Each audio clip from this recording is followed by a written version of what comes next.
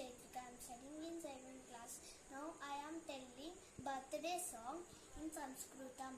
Janmadinavidam Aitriyasake Shantanotu te Sarvadamudam Pradayamahe Bhavatayushi Pradayamahe Bhavatayushi Isvarasvata Tvancharakshatu Punyakarmana Kirtimajaya Jivanam Tama Bhavatu Satakam Janmadinavidam Aitriyasake Shantanotu te Sarvadamudam